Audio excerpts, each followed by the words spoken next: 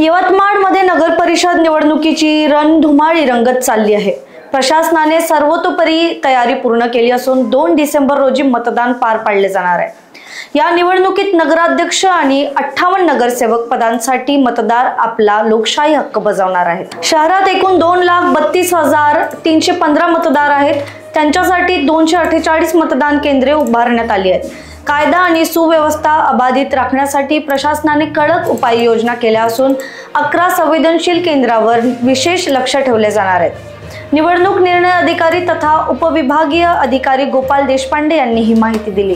यावेळी सहाय्यक निवडणूक निर्णय अधिकारी डॉक्टर योगेश देशमुख आणि मुख्याधिकारी शुभम क्यातमवार हे सुद्धा उपस्थित होते। यवतमाळ नगर परिषदेची सार्वत्रिक निवडणूक 2025 ची घोषणा झालेली आहे। 10 तारखेपासून नामनिर्देशन पत्र सादर करणे सुरू झालेले आहे। नामनिर्देशन पत्र हे उपविभागीय अधिकारी कार्यालय यवतमाळ या ठिकाणी सकाळी 11 ते दुपारी 3 पर्यंत सादर करायचं आहे। त्याची शेवटची तारीख ही 17 नोव्हेंबर असणार आहे। 17 नोव्हेंबरला दुपारी 3 वाजेपर्यंत नामनिर्देशन पत्र स्वीकारण्यात येतील। त्यानंतर 18 तारखेला नियोजन भवन जिल्हाधिकारी कार्यालय यवतमाळ या ठिकाणी नामनिर्देशन पत्रांची छाननी केली जाईल।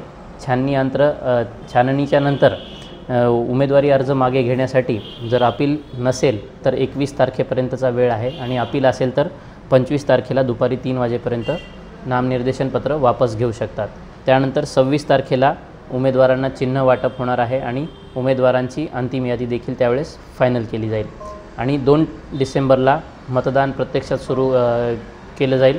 सकाळी 7:30 वाजल्यापासून सायंकाळी 5:30 पर्यंत मतदानाची वेळ असणार आहे आणि 3 तारखेला मतमोजणीची प्रक्रिया पार पाडली जाईल। तुमच्या माध्यमातून सर्व मतदारांना आवाहन आहे की आपण मोठ्या प्रमाणात निवडणुकीमध्ये सहभाग नोंदवावा, मतदान करावे व आपला अधिकार बजवावा। तसेच कोणताही अनुचित प्रकार घडत असल्यास ताबडतोब आमच्या निदर्शनास आणून द्यावे।